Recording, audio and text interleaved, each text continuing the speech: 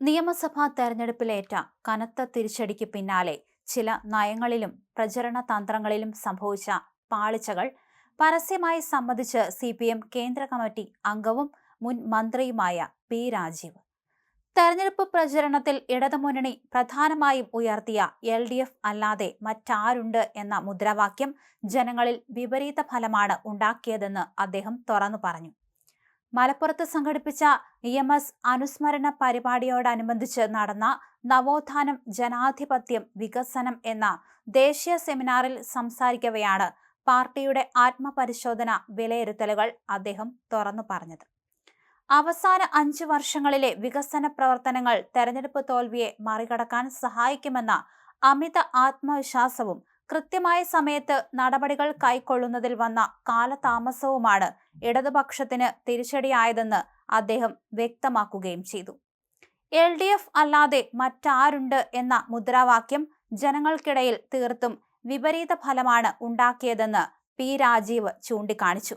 ഈ മുദ്രാവാക്യം വേണ്ടത്ര ശരിയായില്ല എന്നു തന്നെയാണ് പാർട്ടി വിലയിരുത്തുന്നത്. ഇത് ജനങ്ങൾക്കിടയിൽ അഹങ്കാരത്തിന്റെയോ അമിത ആത്മവിശ്വാസത്തിന്റെയോ മറ്റൊരു തരത്തിലുള്ള ബോധം രൂപപ്പെടാൻ കാരണമായി.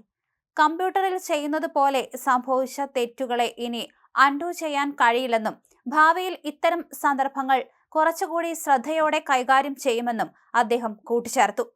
പാർലമെന്റ്, പഞ്ചായത്ത് തെരഞ്ഞെടുപ്പുകളിൽ കനത്ത പരാജയമുണ്ടായപ്പോൾ പാർട്ടി പരിശോധന നടത്തിയില്ല എന്ന ആരോപണം തെറ്റാണെന്ന് വ്യക്തമാക്കിയ രാജീവ്, തോൽവിയുടെ കാരണങ്ങൾ ചർച്ച ചെയ്തിരുന്നുവെങ്കിലും ഭരണ നേട്ടങ്ങളിലുള്ള അമിത പ്രതീക്ഷ തിരുത്തേണ്ടതായിരുന്നു എന്ന് സമ്മതിച്ചു.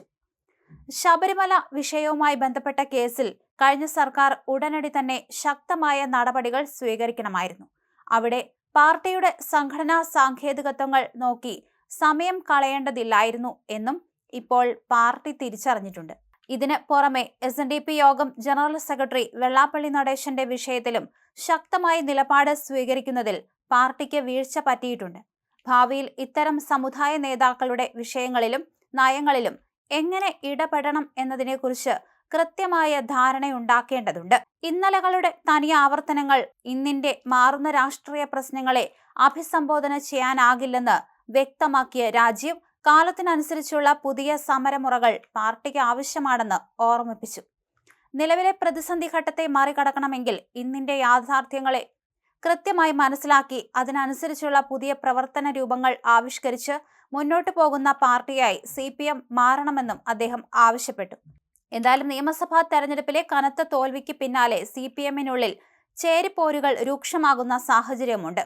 സംസ്ഥാന സെക്രട്ടറി MV ഗോവിന്ദൻ പാർട്ടിക്കും മുന്നണിക്കും വലിയൊരു ബാധ്യതയായി മാറുകയാണോ എന്ന ചർച്ചകൾ സജീവമാകുമ്പോൾ അഖിലേന്ത്യാ സെക്രട്ടറി MA ബേബി തൊടുത്ത ഒളിയമ്പാണ് ഇപ്പോൾ പാർട്ടിക്കുള്ളിൽ സംസാര വിഷയം. പാർട്ടി കനത്ത പ്രതിസന്ധി നേരിടുമ്പോൾ സംസ്ഥാന സെക്രട്ടറിയുടെ ചില തീരുമാനങ്ങൾ പ്രതിപക്ഷത്തിന് വടിയെടുത്ത് നൽകുന്നതിന് തുല്യമായെന്ന കടുത്ത വിമർശനം നേരത്തെ ഉയർന്നിരുന്നു. പാർട്ടി അവലോകന യോഗങ്ങളിൽ വിമർശനം ഉയർന്നപ്പോഴും സെക്രട്ടറി സ്ഥാനത്ത് തുടരുമെന്ന നിലപാടാണ് MV ഗോവിന്ദൻ സ്വീകരിച്ചത്.